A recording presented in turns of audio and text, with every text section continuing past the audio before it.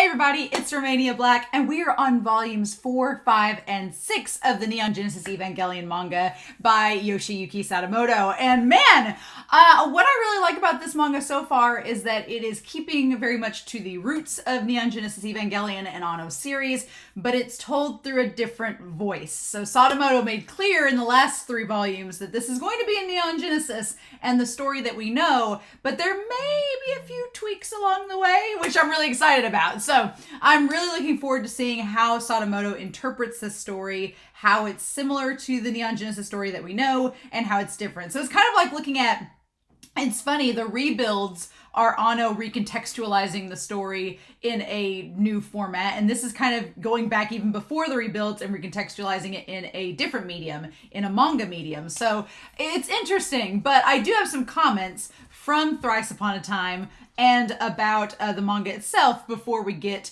into this week's volume set.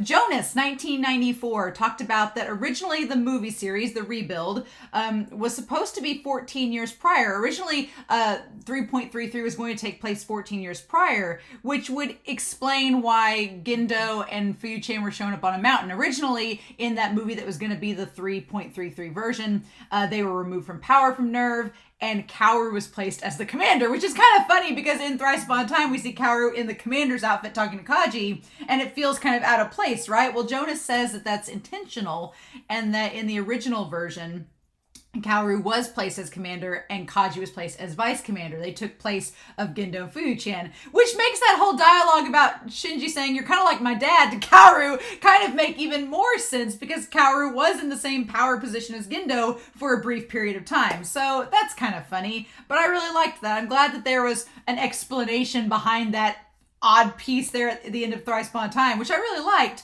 but Jonas says there was a reason for it. They just didn't ever expand it. I'm like, okay, just some lore that you deep, hardcore Neon Genesis fans should know, right? Melania the Severed talked about in the Discord about Yui.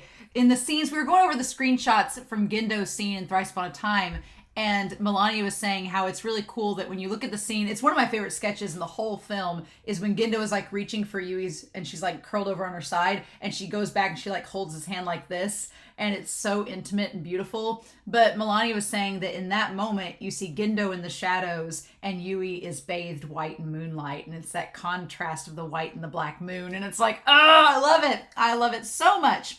But also talked about how in the manga, it's funny that each of the chapters are called stages. So it kind of calls back to Freud and the different stages of psychosexual development that we talked about in the original series. I thought that was pretty clever.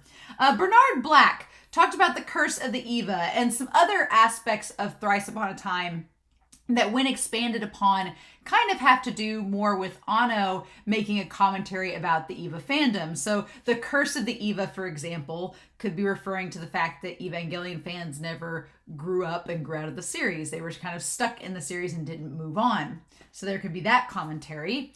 And then the idea that Nerv being in ruins, it could establish like the state of the fandom, the state of the franchise. That was really interesting. And then just the idea that the rebuilds are nostalgia repackaged. And I kind of like that. I kind of, in that regard, some of the things within the series make a little bit more sense if you look at them through that kind of metaphorical angle. So I liked that, Bernard. I thought that was a pretty cool way to look at it. So thank you.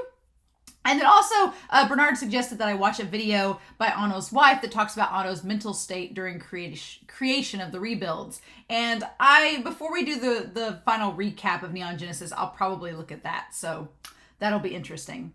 Alex Cornejo, though, talked about the theme of cultivation in Thrice Upon a Time and gardening, and how Kaji kind of represents this cool spirit of life continuing on. And several people commented about that as well. The idea that Yui established back in End of Evangelion, that anywhere can be paradise as long as you have the will to keep living. And that theme kind of seems very represented in Thrice Upon a Time. Like that thread of End of Evangelion is kind of a big focal point in Thrice Upon a Time, so I really, really liked that. Mari introducing Gendo and Yuri. Christopher Peterson and Alex Cornejo and I, we had this big long discussion about, I think that I would be a hypocrite if I said it was weird that Mari introduced Gendo and Yui, and so the age difference is a factor. I'd feel like a hypocrite because then Kaoru's been around since the beginning of time, so isn't that weird that him and Shinji are shipped if Mari and Shinji are shipped for the same reason. I think at the end of the day, the only thing I can think about, and I'll probably touch base on it in the recap, is that Mari and Shinji in the rebuilds, she was there for 4 movies, technically 3, but she really didn't have much to do, and she didn't have much to do with Shinji. So at the very end, when they're suddenly paired up together, it's like, where'd this come from? And so it just felt kind of like a crack pairing. It didn't feel like it was warranted or had earned itself. But you know what? If that's your cup of tea, I will not dissuade you. Don't dissuade me from my Kaoru Shinji ship, and I won't dissuade you from Mari and Shinji at the end of the day. So that's pretty interesting. But yeah. Asuka, also noting how Asuka pretty much shacked up with all of Shinji and his friends. Like, she had a crush on Shinji in the original series, in the deleted live action sequence in End of Evangelion. She supposedly hooked up with Toji. She's with Aida in Thrice Upon a Time. Girl gets around, right? So that's kind of established with Asuka, which is interesting. And then I liked the idea that Rei and Kaoru, I'm not a big Rei and Kaoru shipper, but I liked Alex's explanation that Rei and Kaoru represent Lilith and Adam, kind of, you know, letting go of their feud and coming together at the end and having a happy ending through Rei and Kaoru. I'm like, that's kind of cool. I like that. I can do that. They finally made amends. And then Christopher Peterson came in. His comment was mainly on Thrice Upon a Time about ships, like the romantic ships, but did note that the 4 ships that are mentioned in Thrice Upon a Time, they do have a meaning that is tied to a biblical symbolism, because of course they do. We had the Wonder Ship, Erlosund, and Gibbet, or Gibe, and they mean penance, salvation, original sin, and prayer, because of course they do. I like the idea of the Wonder Ship being tied to penance. I like that a lot, kind of like this ship that's traversed throughout the last 14 years and is kind of humanity's hope and its redemption. I like that. I like that a lot. And then, of course, we have salvation, original sin, and prayer. So those were my comments before we start this. As I'm recording this, I've not gotten through all the comments on YouTube, so likely I will have many more comments with the manga and Thrice Upon a Time when we get to volumes 7 through 9. But with that being said, I am excited to start into this and see what all we get. So the cover's Rei. The cover is Rei, and we'll talk about here alongside manga volumes 4, 5, and 6 of Neon Genesis Evangelion. And we're going to do that here in 3, 2, 1, and let's jam.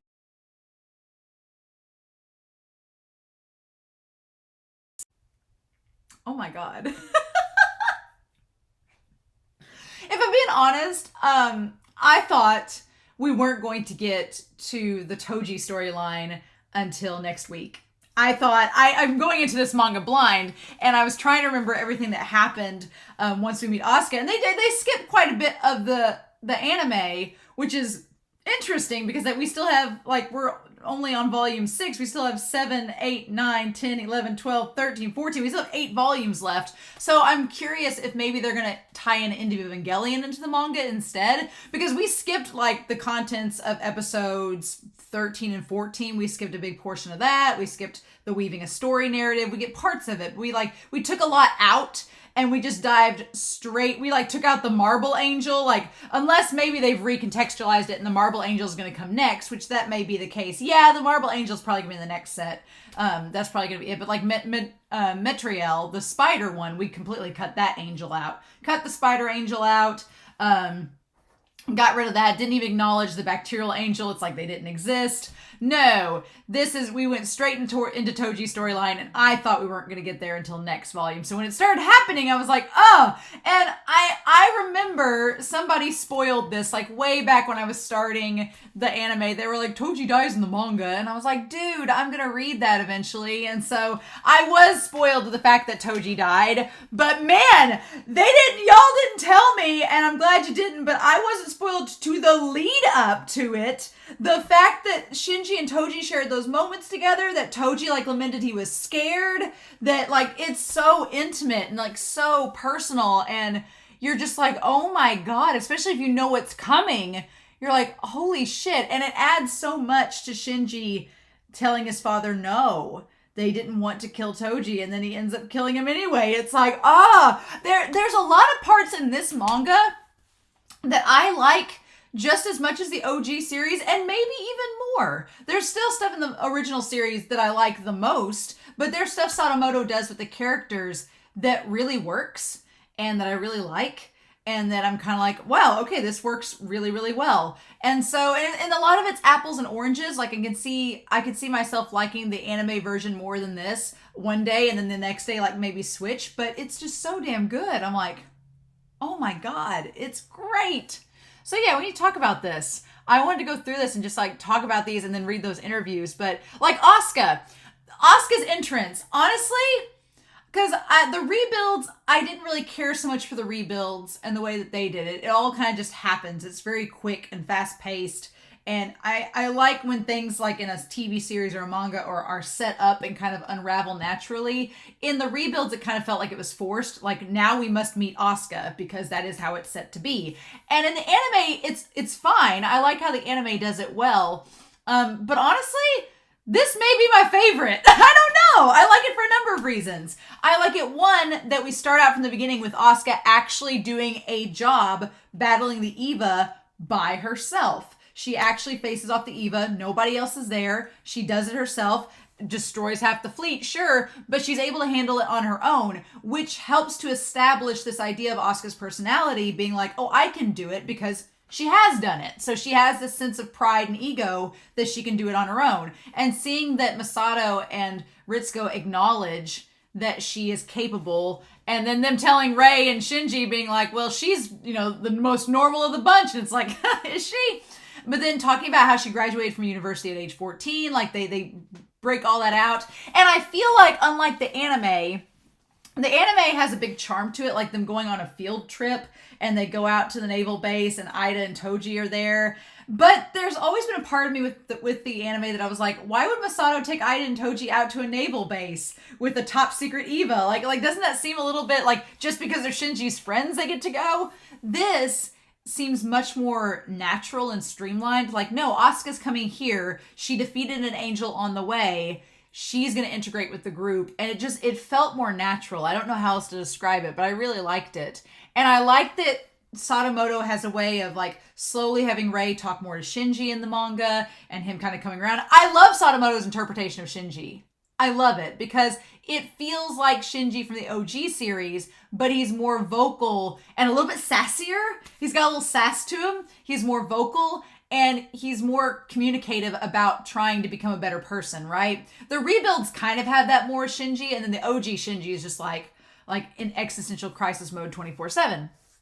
This is a kind of nice balance between it, but I don't know. There's something about Toji and Aida and Shinji being friends, walking down the road as friends, and they stumble across this UFO crane game, and Asuka sitting there trying to win the crane game, and we see her try to get the bear and stuff, and I just love the idea that that's their first encounter with her. It's nothing super shonen protagonist. She's like, I'm here to save the day, which again, apples and oranges. I do like the OG series and how they introduce her, but I really like this too. It's just kind of natural and seems kind of slice of life-esque, which is kind of cool.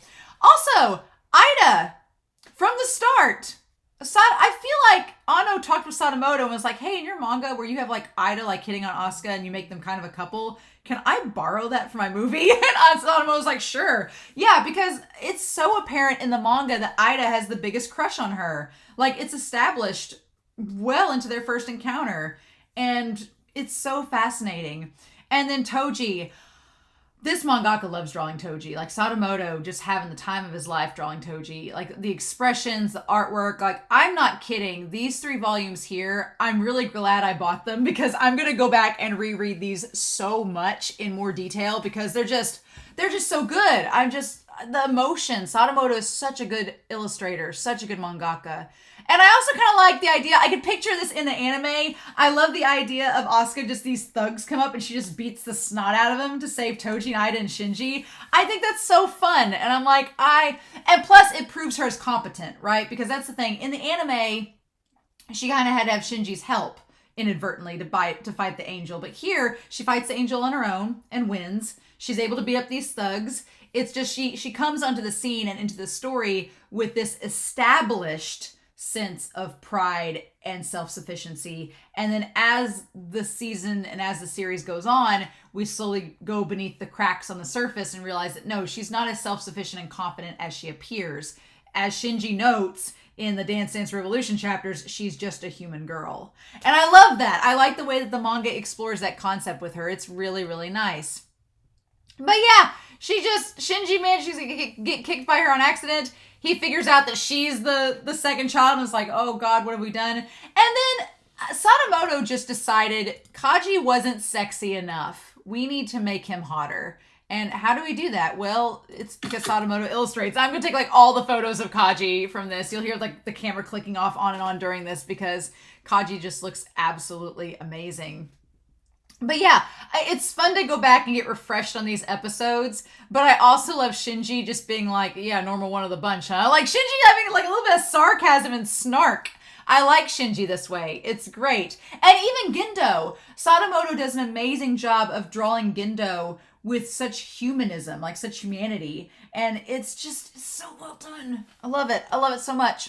But yeah, I also like, again, we talk about things feeling more natural. The whole dinner scene in the cafeteria, it feels in the anime like it's tagged on to like give Masato and Kaji context for their relationship. And here, Masato's very first encounter with Kaji is him coming up from behind her and like hugging her. And then saying, oh, you're still drinking in the middle of the day, huh? And she's like, like what's going to happen? And I love it. I love that. I love the first time that we meet Kaji and Masato together on the same page. It's him like kind of chiding her about her drinking tendencies. But yeah, I'm definitely going to be taking lots of screenshots of them because obviously Kaji just looks absolutely amazing and everybody on the Discord needs to see it. So yeah, it's great. I love the humor that Sadamoto has as well. Like when he asks, he's like, oh, he doesn't ask if she tosses and turns in her sleep anymore. He doesn't do that. Instead, he asks if she's still sprawled out on the bed. And Kaji's just like, I love Masato's just grumpy face like, Kaji, like it's perfect. The old married couple indeed. And then yeah, Asuka shows up at the school. Everybody loves her instantly. They all want to get with her because she's the foreign student, blah, blah, blah. I do love that Shinji questions for a while. Because Shinji says, I guess she's cute if you just look at her face. He's like, none of the rest of her is cute, but her face is okay. And I love that she gives the pencil back but sticks gum in it. Shinji's like, I actually hate her. I love it. It's wonderful. And then, yeah, they do a lot of cool things in the manga, like with the exposition, whereas Shinji finds out about the second impact through Asuka. Asuka's like, oh, you're so not in the know, Shinji. Let me tell you a thing or two. Which is not out of character for Asuka because she's a show-off. She wants to show off that she knows all these things. So of course she wants to tell Shinji and show off just what she knows that he does not, right? Because she's like, oh, you're so ignorant on the most basic of facts. Unbelievable. And then Rei shows up and kind of keeps her from doing anything. But I like that Asuka gets mad at Rei and goes to hit her. And then Shinji breaks it up. He's like, cut it out. And he actually grabs Asuka's hand and stops her from hitting Rei. And Asuka interprets it as, oh, Shinji has a crush on Rei. But the thing that's kind of crazy is Shinji doesn't really know how he feels about Rei. He thinks it's more than just he feels for Rei. And it's like, well, you kind of feel like a son would feel towards a mom, but you can't quite explain that because it's Rei, right? But God, I love the chapter where we see Kaji come up from behind Ritsuko.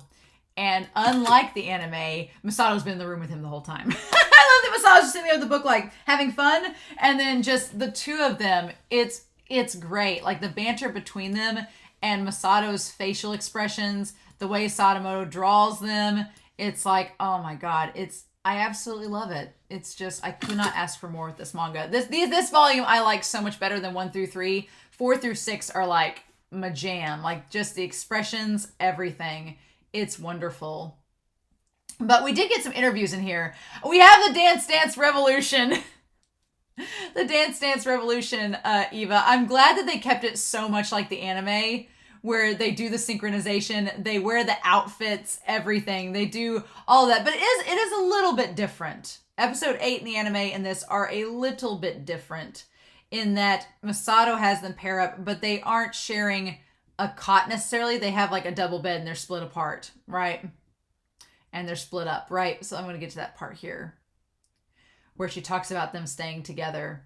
Now, I do like they have the 2 separate beds, and we have the scene. Sadamoto does not get... This manga is not quite as... It's not as sexual as the original series in terms of, like, we don't even see Masato and Kaji kiss. It's much more... It feels much more intimate. It feels more romantic than Neon Genesis does, if that makes sense. There's a lot more romance in this manga, which... When we get to Kaoru, I'm really excited because I'm like, if this is what we're getting now, and Sadamoto was the one that helped Ano come up with the whole Kaoru thing, I'm ready for it. I'm ready for whatever you're going to deal out to us with Kaoru and Shinji. Let's do this. I'm excited. Come on now.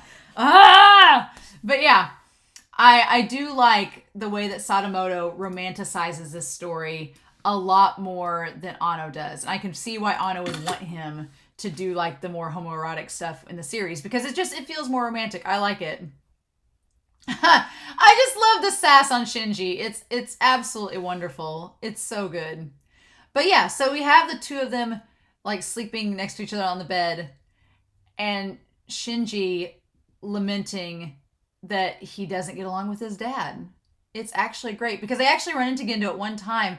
And at first, Shinji asks Gendo to go eat lunch with them. He's like, hey, if you want to come eat lunch. And he's like, no, I have work to do. And Asuka picks up on it, right? But for a split second, I thought the dinner scene was going to be like part of this manga. And I was like, we did that in the rebuilds. Did Ano get his idea and inspiration from this for the rebuilds? And I think he kind of in part gets a little bit from it. But I like that Asuka asks Shinji about having a complex. A father complex. And he says, no, I don't want to hate him, but I do. It's just how I feel deep down inside. He's like, I don't want to hate him, but I wonder why he's my dad, like why he can be this way. And I love that Shinji is vocal about that. Like he actually talks to Asuka about it and says, I don't understand why I feel this way about him, but I do. And I'm trying to work through it. And then he asks her if she has a father. And she says, no, my dad was from a sperm bank. And so that's a twist. That's a bit different. I think that adds to Asuka's character is that she hasn't had a parental figure in her life. She's had foster parents instead. And she feels, I like that she says, it feels I was a special person because I was chosen this way through this elite combination of sperm and egg. And Shinji's like, so that's how you're spinning it. It's like, okay. And then at night, she says mommy in her sleep, and he like looks over to her and she says, why did you have to die? And at first Shinji's like, oh, she made fun of me so much, and yet she's obsessed with her mom. And then she says, mommy, why'd you have to die? And Shinji's like, oh. He's like, I just made fun of her, but the reality is she's just a normal girl like me. She's a normal kid like me that's dealing with stuff too, that she's just trying to like mask with this arrogance. It's so good, right? And then I love the cover of Asuka and Shinji. Actually, the cover of Asuka Shinji for Shall We Dance is probably my favorite cover of them so far. It's really cute. I like it. And so yeah, they do Dance Dance Revolution and they beat the Evangelion the exact same way before, right? And then Kaji teaches Shinji how to be a chivalrous dude.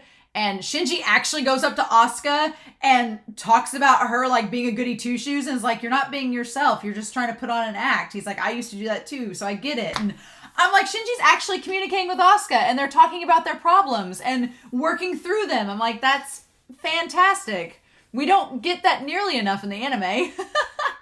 But yeah, so they end up working together. And the big difference with this is, like I said, it's much more innocent. Like, there's not a sex scene like there was in Neon Genesis. There's not like the first time Kaji and Masato are alone together, they're making out.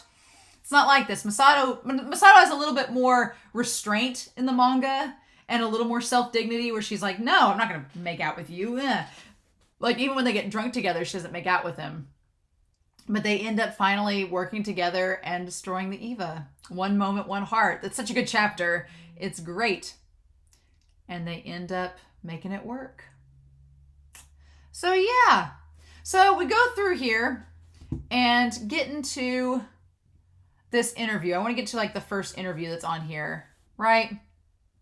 Because we basically destroy this Eva And I like that in this moment, I like that Kaji and her have this really sweet moment where she's like, oh, Kaji, we did it. It's over. And Kaji's like, all right. Like, he is all about this moment. It's really, really cute that she has this really special moment and then she slaps him away.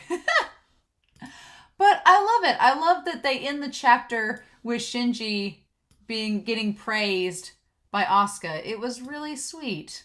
I was like, aw. Like, Sadamoto knows how to nail, like, just good emotions, right? Okay, so I do this interview from Asuka's voice actress. Or, no, it says, a place for Asuka in the heart, the voice of Rei Ayanami and Yui Kari in Neon Genesis. Yuko Miyamura, they interviewed her in the last volume. It says, Asuka is a young girl, a part that has taught me a lot. She isn't so much an aspect of my personality. Oh, does she also play the voice of Asuka as well? What? She isn't so much an aspect of my personality, but someone separate inside myself, something close to a friend. It's like she and I are studying the human condition together. Don't misunderstand me. I'm not talking about some multiple personality disorder like in Sybil, nothing like that.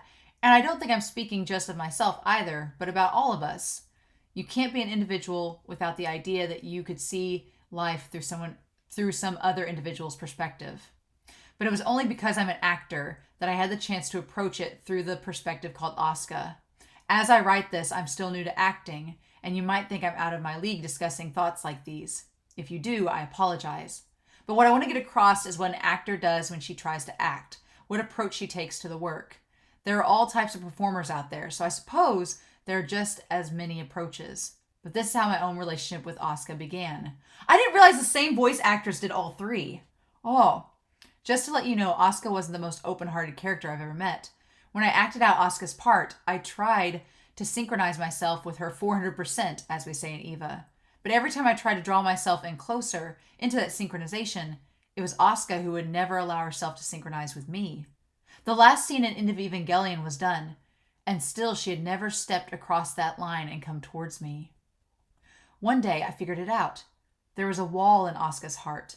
But there's a problem with that realization.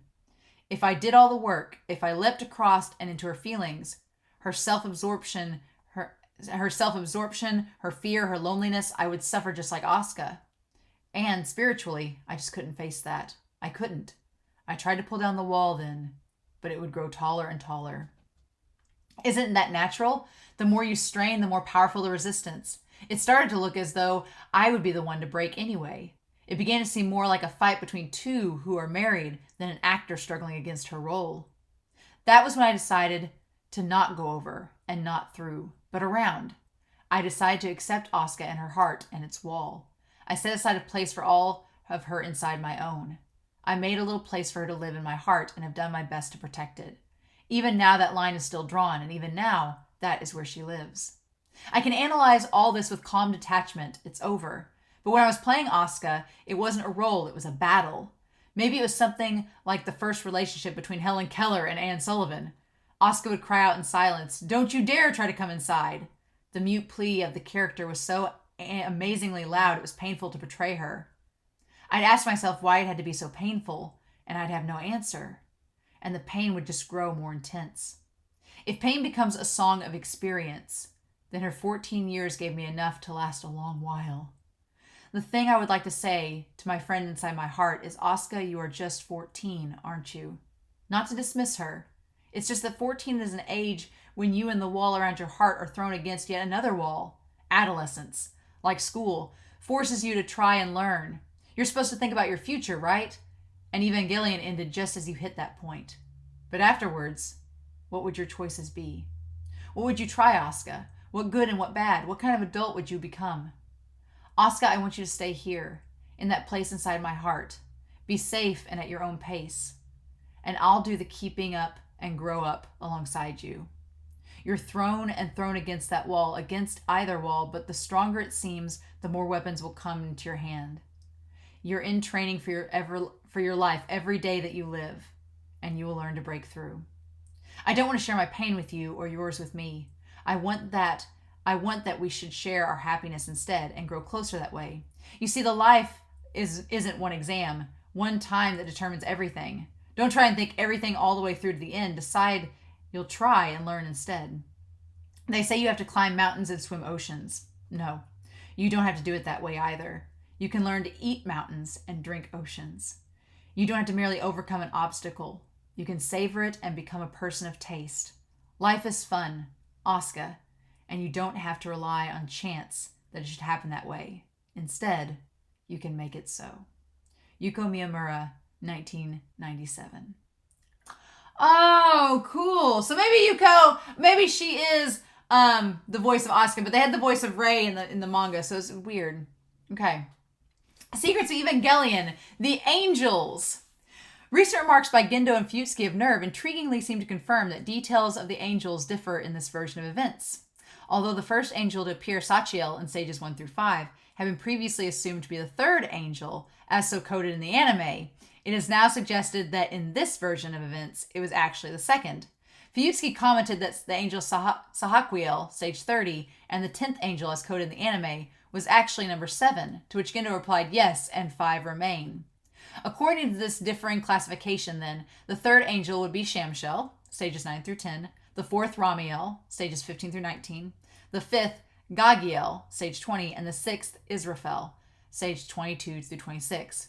Note that the angels Sandalphon and Matriel, the 8th and the 9th respectively, have not appeared in this version of events, as they did in the anime, where they followed Israfel and preceded Sahaquiel. The angels appear to vary in size, shape, offensive and defensive strength, and tactics, but as a rule they are immense, uncommunicative, enigmatic, and ultra-powerful entities. The nigh invulnerability of the angels derives from both their AT fields and their own physical makeup. Dr. Ritsuko Akagi has observed that the composition of the angels appears to have both wave and particle properties, as do, for example, the photons through which electromagnetic spectrum is expressed, and that the waveform pattern of the angels is 99.89% expresses information similar to that of the human genome. Major, then Captain, Masato Katsuragi remarked that the Evangelion units had an identical degree of similarity, suggesting an affinity between the EVA units and the angels. As the EVA units were designed to defeat the angels, this similarity is perhaps not surprising. While it has also been demonstrated as possible to delay or damage angels through the use of weapons of mass destruction, and therefore in theory a multi-megaton weapon of sufficient strength could destroy one entity, the tendency of the angels to be sighted only when closing on target has raised the considerable issue of collateral damage, accompanying the use of N2 bombs. Previous to the orbital manifestation of the angel Sahaquiel, the angels had always first appeared in the environs of Tokyo 3 and immediately moved to attack Nerv HQ. The exception was the incident involving the transshipment by the UN carrier over the Rainbow, possibly former U.S. ship Theodore Roosevelt. Okay, although the carrier's called Over the Rainbow. Shut up. Okay. Of the EVA 2 unit, and then the embryonic first angel Adam, which was attacked mid-ocean by the angel Gagiel. Of the angels, the Kabbalist Zev bin Shimon Halvi remarks, those who would not concede human superiority were relegated to the task of leading the chaotic forces that plague the universe, and man in particular. The risk of deviation from the cosmic plan was corrected, legend tells us, by the attachment of the divine name El, from Elohim, to the functional name of each angelic being, so that it could never exert more of its power than God wished. Thus, each celestial being was confined to its task, like the angel Shalgiel, who was dealt only with snow. According to the Kabbalistic view, then it is incorrect to think of the angels attacking Nerv as invaders from the outside. It would be more accurate to speak of them as having been present among and in certain aspects of creation, and of having recently awakened. Okay, and so then we have Secrets of the Evangelion. Number 2, which is the Evangelion.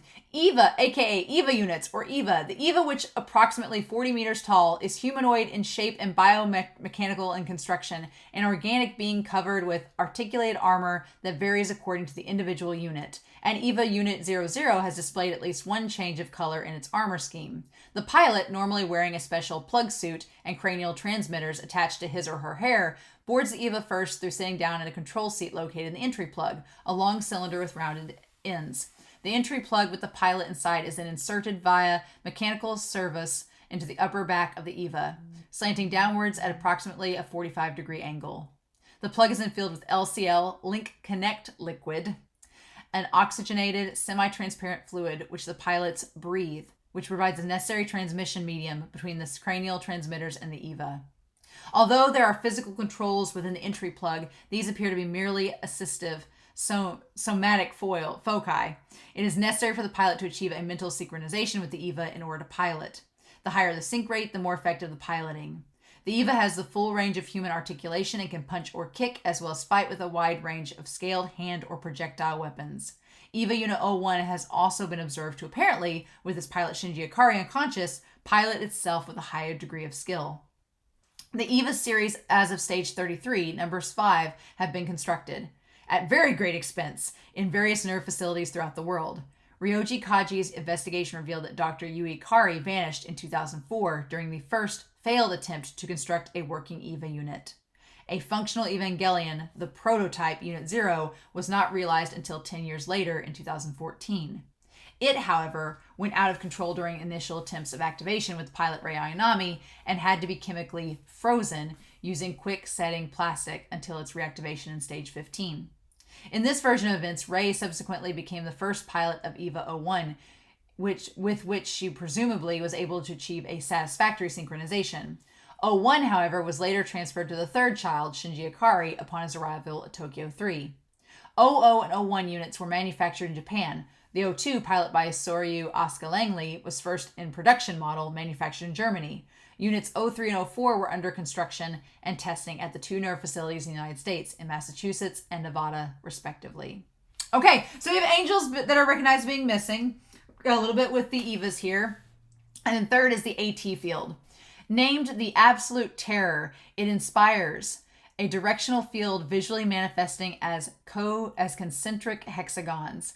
A shield theoretically almost invulnerable to physical attack, the AT field is understood not to exert physical force per se, but instead to warp normal three-dimensional space in a manner that serves to deflect attack. Only angels and the Evangelion units are known to be capable of generating AT fields. By generating one in close proximity to that of an angel, an EVA unit can effectively cancel its usefulness to the angel as a defense, and then close for hand-to-hand combat.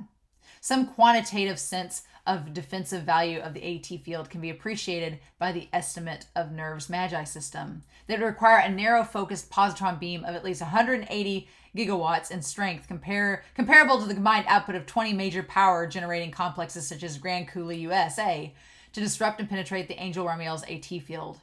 The offensive value of the field was illustrated by its use to the Angel Sahaquiel to hurl pieces of itself at ultra-high velocity from orbit, striking with the force of a nuclear warhead. The AT field is inadequately understood and remains a subject of ongoing research at Nerv. Yeah, so there's that. Oh my god. I do like this image of the three of them. It's really good on this part here. But cool. I think there's one more interview after this, but I'm not gonna lie, y'all. The images of Kaji and Masato throughout all this, are they going to be my wallpapers? They very well could be. They're just, volume 5 is so good. 5 and 6 are fantastic. And I do like that we have Asuka saying the disgusting line, right? She says the disgusting line that she says in End of Evangelion. It's great. And then we get Kaji going to look for the Murdoch Institute and realizing it's all a sham. And the fact that Gendo's standing there, like, watching him outside of the gates, like, with a smile on his face, what the hell? That's so creepy. But we also get a lot more with our boys, with Shinji and with Aida and Toji. I love that we get them all together in this and seeing them, like, act like boys and be friends. It's wonderful. And then, like, Kensuke is the one that does the promotion party for Masato getting promoted from commander to major, which makes sense. Kensuke would want to throw a party, right? And also be close to Asuka. And then Hikari comes over, and we see Toji with the blush because he secretly likes her too. And then Kaji shows up, and everybody's just like, oh my god, Masato's mad. It's great. Like, it's all so, so cute. And we get, like, with Asuka, her understanding that Kaji does like Masato, but my gosh.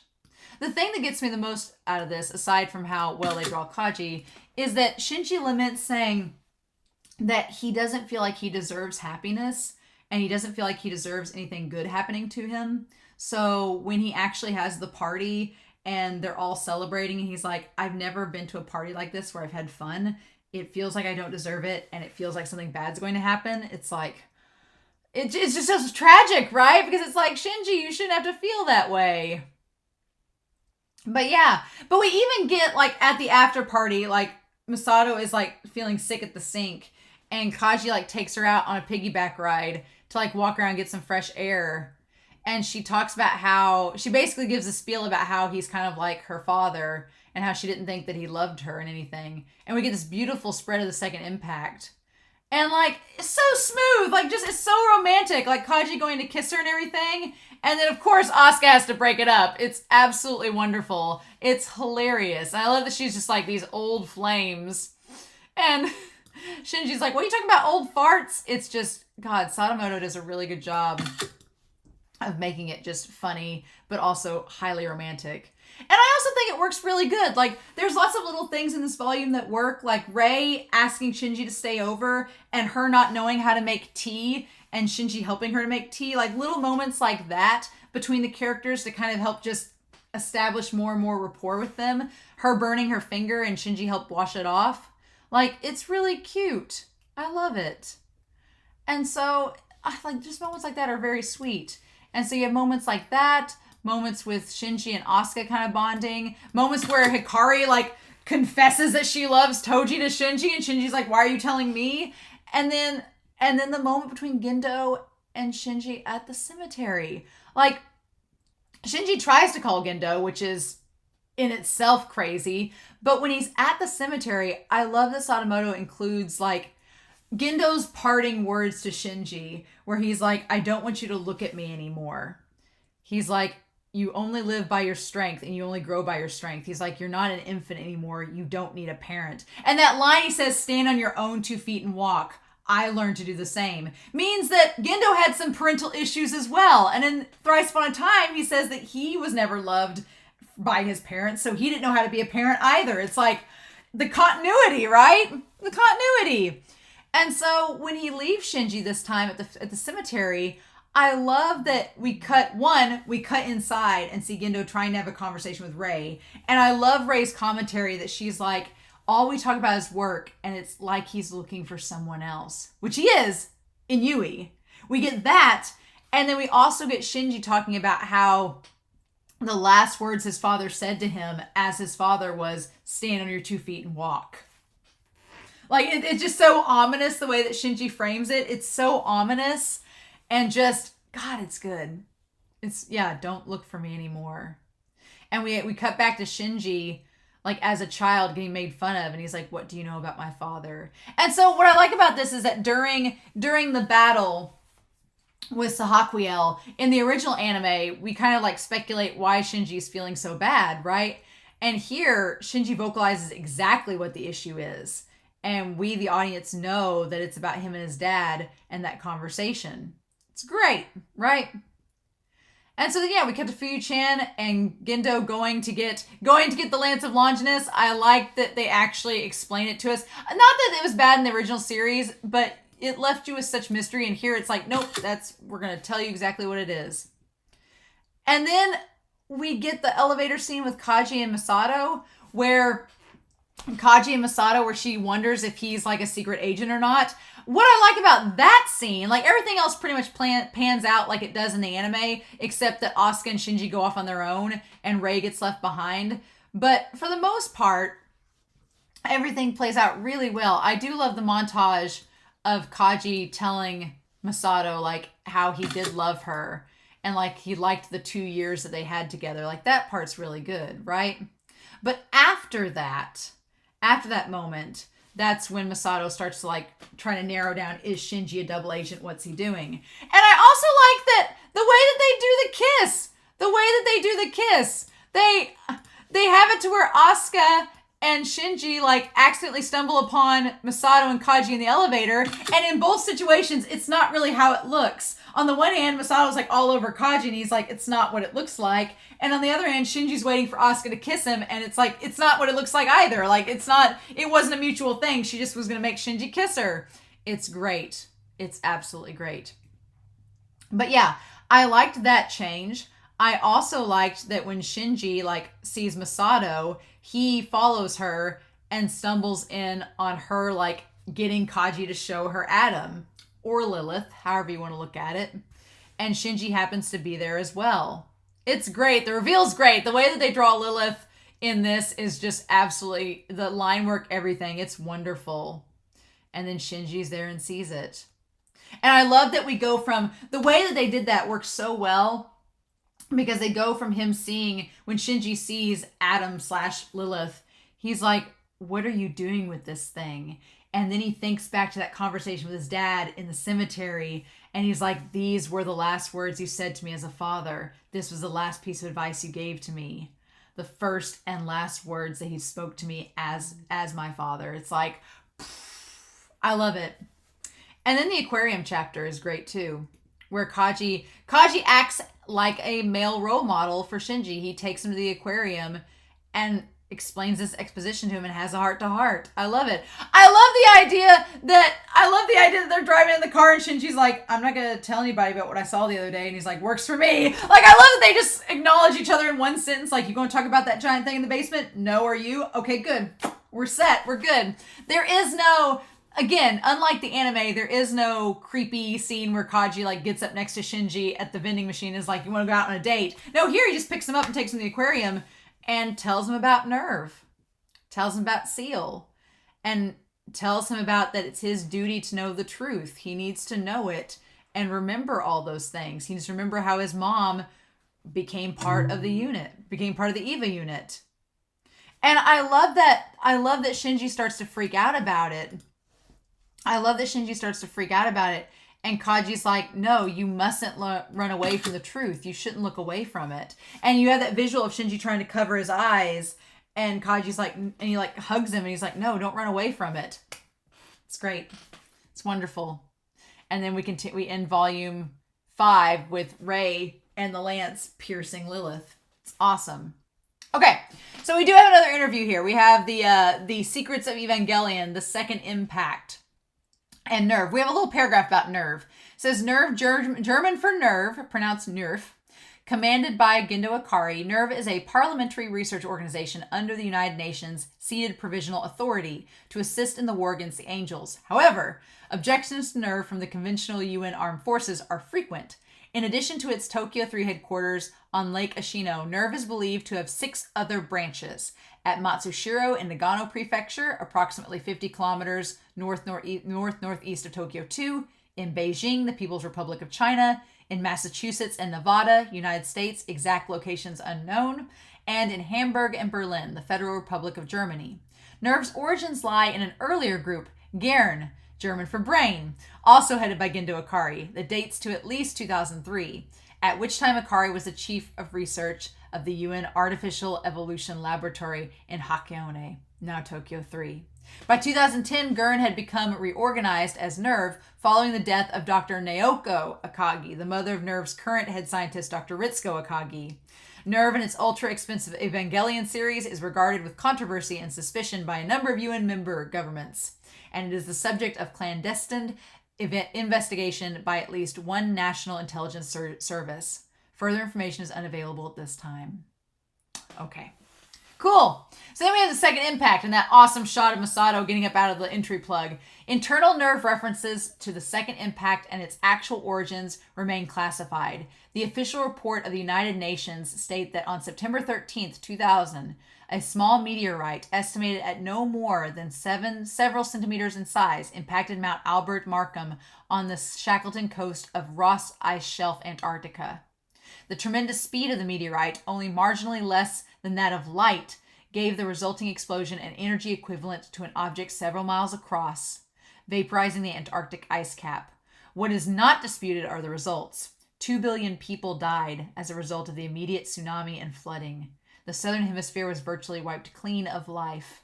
On September 15th, conflict between refugees on the India-Pakistan border sparked the first of a series of wars that raged worldwide until the Valentine ceasefire of February 14th, 2001.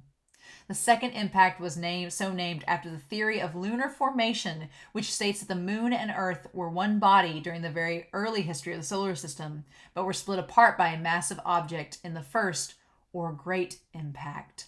Oh, so, okay, all this time, we've been talking about what's been the first impact. We've had the second impact, the third impact, the fourth impact, all this. We've been wondering, like, what's the first impact? And here, Sadamoto's saying, well, it's the idea that the Earth and the Moon were split apart, that angels and humans were separated, and that was the first impact. Okay, clever. I like it. I like it a lot. Okay. That's really good. I'm like, good on you, Sadamoto, for giving us an explanation finally, right? So yeah, God, this volume 6 though, I liked volume 5 a lot. Volume 5 was a Kaji Masato volume, but Toji's all volume 6, and y'all, I was not ready. I was not ready for the Toji angst. Was not ready. So Shinji at this point goes on thinking that Kaji's told him he needs to seek the truth, but Shinji's like, that's way too hard. He's like, I've gone my whole life shirking away from the truth. How can I learn it now? That's not fair, right?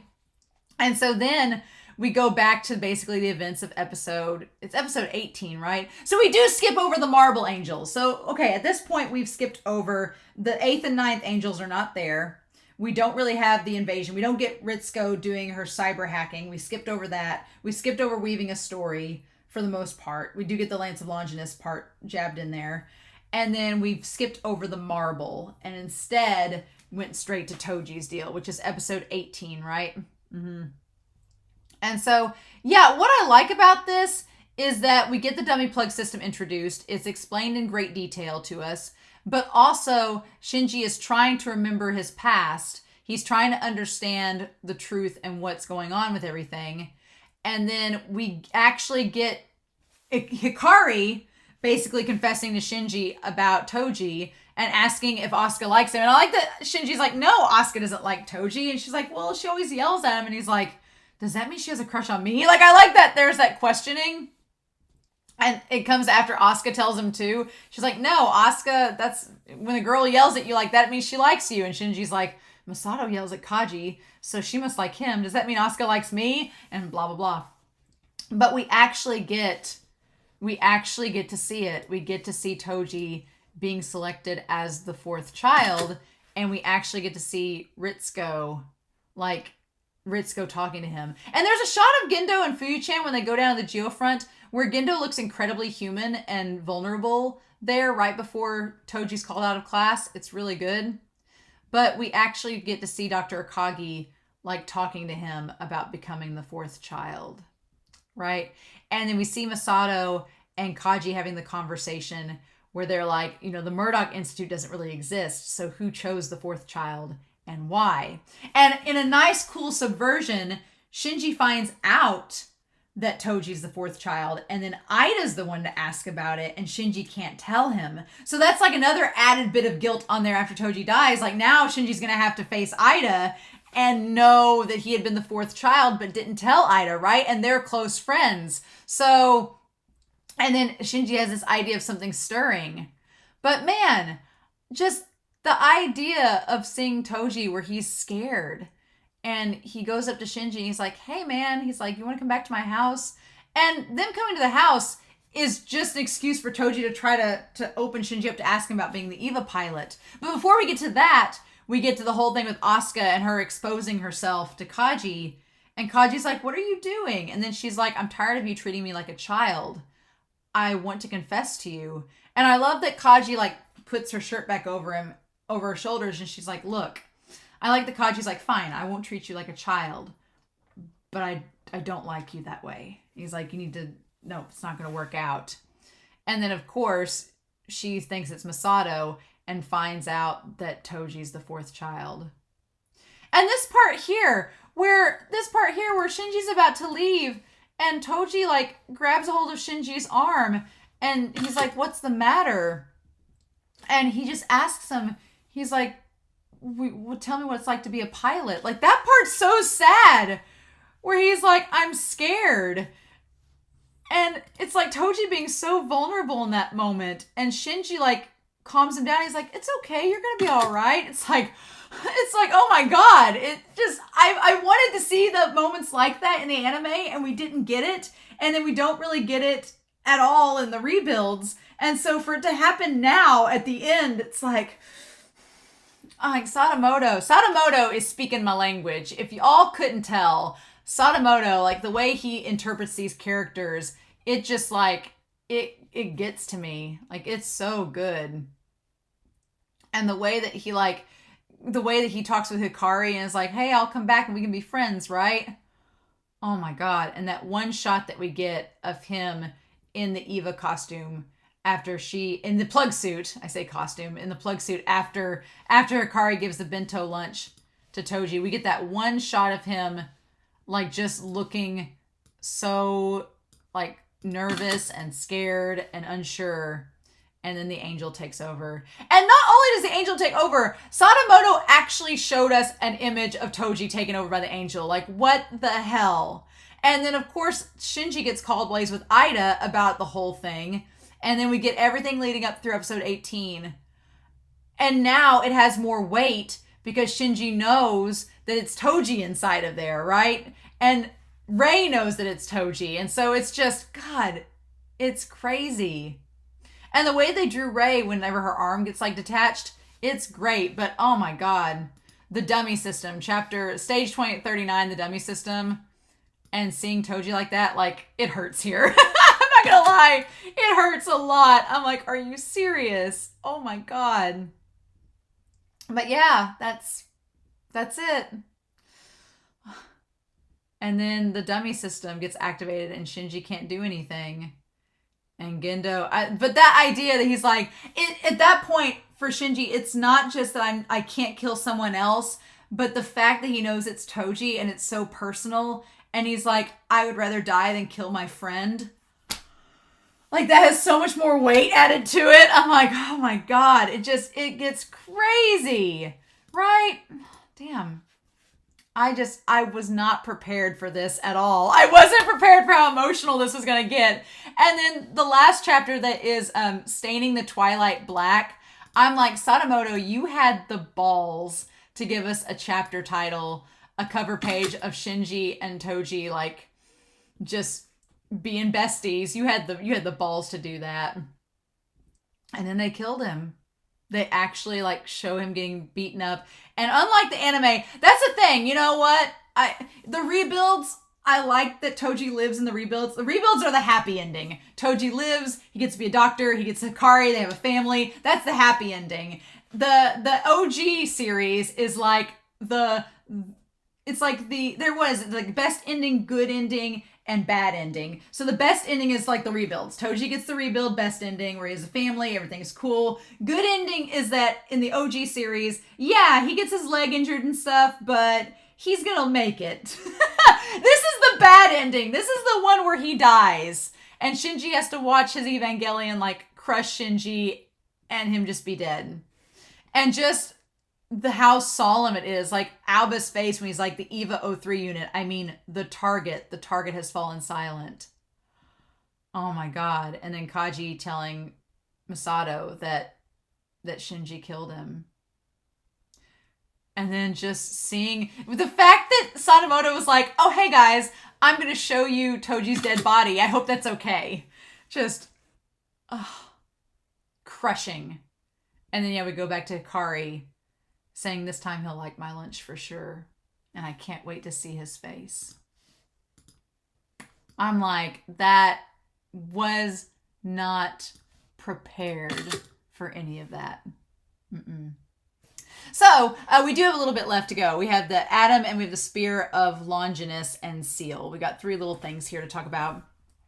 With Adam, we have 2 different appearing entities, which may or may not be one and the same, have been referred to by this name at this point of events. A is an object several centimeters in length resembling a human embryo carried by Ryoji Kaji in suspended animation within a case delivered to Gendo Ikari, an object described to as the key to the instrumentality project and the first human being. So basically the manga is saying what we thought during the discussions of the anime. So that's one thing we've known as Adam. And two, several weeks later, a giant humanoid figure hanging from a cross in Nerv's ultimate level classified facility, the deep subterranean hangar known as Terminal Dogma. Upon witnessing this figure, Major Katsuragi characterized Adam as the first angel, and Kaji added this is also Project E. The appearance of the figure described in B is that of a sexually indistinct human, white, hairless, almost blubbery. Its wrists are affixed into the figure. A dark liquid can be observed oozing from where there would be a mask, possibly physically driven into the figure. Okay, where the metal, it says, a dark liquid can be observed oozing from where the mask meets the neck. On the mask, there's a sigil of seal, see below. The body is missing its presumed lower half, and as if severed at the waist, but close inspection shows many smaller, that is human-sized, pelvises and legs dangling from the blobby terminus of the figure. A paler, serum-like liquid runs down from the figure to the bottom of the cross. Kaji told Shinji that his mother, Dr. Yui Ikari, who vanished during the initial creation of the Evangelion series, solved the primary problem, or Eva, born from Adam. In an action related to the Adam Project, Unit 00 pilot Rei Aonami drove the Spear of Longinus into the body of Adam, where it currently resides at this point in events. What I like about this manga that it explains the science and the terminology. Like, everything's been explained so far, and it all makes sense. You're just like, okay, cool. Glad you explained that, manga. That was real nice of you. Like, it all just makes much more sense, and it's given, like, almost a scientific or realistic explanation. I like that a lot. And so, said to be the weapon in which the Roman legionnaire Longinus pierced Christ's side as he hung on the cross. The origins of the spear are shrouded in uncertainty. Oh, okay, gotcha. In previous centuries, the spear has been variously claimed to reside in Rome, Vienna, and Krakow. However, according to a discussion recorded by classified UN documentary footage and recovered by Brendan Jameson, among scientists of the Katsuragi expedition that first discovered Adam beneath their base at Mount Markham on the Shackleton coast of Antarctica, the spear was found in the Dead Sea itself. It was subsequently delivered to the base's dock the week of August 7th, 2000. The second impact occurred on September 13th during the experimental insertion of the spear into Adam. Okay! The UN scientists attempted to pull it back after the planned limit values were exceeded. The spear, however, continued to sink into Adam, whose AT field released itself in an explosion, causing a massive tsunami, climactic change in the subsequent civil strife that led to the death of 50% of humanity within the next year. The spear was recovered and brought to Tokyo 3 in 2015 by an expedition to Antarctica led personally by Gendo Ikari and his second-in-command, Kozo Fuyutsuki. Ah, okay. Getting some more lore there. The lore surrounding the spear has extended into modern times, as it is maintained by some that Hitler's interest in the occult, including this relic. Getting into some historical things there. Okay. All right. From the gigantic dimensions, the length of an aircraft carrier, of the spear recovered by Nerv, it is evident that it cannot literally have been a weapon wielded by any human being. Neither does the spear's design, that of a military fork, whose tines emerge from the unwinding of a progressively tightened double helix, resemble any Roman weapon known to have been in use during the 1st century AD. Nerv, however, and its putative overseer seal are organizations steeped in symbolism and seeking an esoteric meaning behind the plain text of scriptures and prophecy. The association of the spear with the structure of DNA may have been quite literal, one of the very last remarks recorded in the UN footage, mere seconds before the second impact. The genes implanted into Adam have already achieved physical merging. Okay, taking that into account, as well as the uncertainty regarding the relic itself, speculation suggests one or more of the following. A. The spear is an authentic relic whose supernatural origins, like those of the angels, were revealed only through secret revelations to which Seal and Nerv have access. B. The Spear of Longinus is a code name, chosen for its mythical associations in the manner of the names given to many modern military equipments. Or even C. The spear contains encased within it the actual artifact. Interestingly, one of the massive pillars over the high altars of the Vatican, and is said to contain the spear. Cool! I like that we got some Longinus lore. Look at that! Look at that, will ya? So then the last thing we've got on here is the thing about seal, okay? German for soul, pronounced Seele. A committee variously shown to be of, oh, I'm still calling it SEAL, shown to be of as few of 5 or as many as 15 personages of apparently different ethnic or national origins, to whom Gendo and his subcommander Fuyutsuki have been seen to report. SEAL is the esoteric name of the itself secret Instrumentality of Man Committee of the United Nations. However, neither the existence of the committee nor the name SEAL are known to the general public. Indeed, it is not known if anyone outside of Nerv is aware of their existence, and they appear a secret to many inside Nerv as well. Also secret is the existence of the Instrumentality Project, the completion of which, and not defeating the Angels per se, Chairman Keel has stated as Nerv's primary objective. Adam, the crucified first angel kept by Nerv, bears a mask with marks resembling 4 lunar craters above the sigil of SEAL, an inverted triangle with 7 eyes. The origins of SEAL and Keel are unknown, although Lorenz Keel is also a German name, as is both Nerv and its predecessor organization, Garen. Although sometimes communicating only through hologram, there is certainly evidence to suggest that Keel is an actual person, his having been photographed in a public gathering with Gendo Ikari in 2002. Keel is a Caucasian and has the appearance of a man in his late or early old age. He possibly has sensitive eyesight, as he, unlike the other members of SEAL, wears a slitted visor over his eyes and wore wide, dark glasses in the 2002 photo. It is known for certain that Dr. Yui Ikari, and through her, Gendo, worked for SEAL in the year before the second impact. It is possible that SEAL is indeed an organization of ancient lineage and hidden power in world history. Indeed, Ryoji Kaji suggests this in fact is the case, saying that they at least are certainly the progenitors of Nerv, that they may also be more of modern origins and merely claim an unwarranted, exaggerated, and unproven antiquity to bolster their prestige or sense of mission, as has been the case with other secret societies, such as the Masons or the Rosicrucians. Okay, yeah, I was wondering if it sounded very much like the Masons. Okay, all right. In any event, SEAL makes a convincing claim to have access to ancient knowledge, including knowledge of both the human past and future based on prophecies and revelations in certain secret Dead Sea Scrolls and their possession. A great many of the Dead Sea Scrolls, important early Jewish historical and theological documents dating from circa 250 BC to circa 135 AD, are publicly known to scholars. However, the first of the scrolls were unearthed under chaotic circumstances in 1947 and were restricted to a small group of scholars for many years thereafter. Scholars also assume the others remain hidden in a private custody, if only for their priceless monetary value. All are factors lending mystery to these documents and make SEAL's claim to possess secret scrolls difficult to dismiss on its face. Oh, cool. Well, I liked this. This gave us lots of information, lots of stuff about them. Really like it. It's great. And we got the little verbal scroll there. All right. So that was volume 4 through 6. Would you look at that? Oh my God. I'm just like, oh my God. What even was this? Oh my God. I wasn't ready. For this volume. I'm loving Sadamoto's interpretation of this so far, though. I love their interpretation of Shinji. I love their interpretation of the story. The story, the tone of it. It has a much more romantic vibe, which is right up my alley. I'm all about it. But it also, like, the emotionality of it. Not just the romantic elements, but the emotionality and just the intimacy and the expressions and the angst. It's just so good. Like, Sadamoto does such a good job of conveying that. And it still feels Evangelion. Despite having his own voice on it, it still feels like Evangelion. And that's probably my favorite part. But y'all, if this was the Toji bit, when Kaoru gets introduced, I'm going to lose it. So just be ready for that.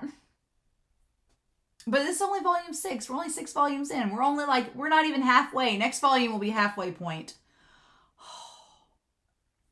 They have to be doing End of Evangelion in this. There's no way that they're not. And I'm out of water. So after reading all that, my mouth is dry. So, man, I loved going through these volumes. I'm excited that I bought these like on a digital format so I can take them with me on my phone and read them anytime. But seeing them on the computer screen is really nice because you get a real appreciation of the artwork. You really do. So, but yeah. So I'm very curious to know your thoughts down below, what you all thought of these volumes. These were incredible. But yeah, next week I'll be doing 7, 8, and 9. of Sadamoto's journey through Neon Genesis Evangelion. And we're just at the point where Toji's died. So what other surprises does Sadamoto have in store for us, right? I guess we'll find out. So we shall see. But in the meantime, I hope you all have a wonderful week. Please stay safe, take care, and yeah, I'll be back very soon with more Neon Genesis Evangelion, the manga. Bye.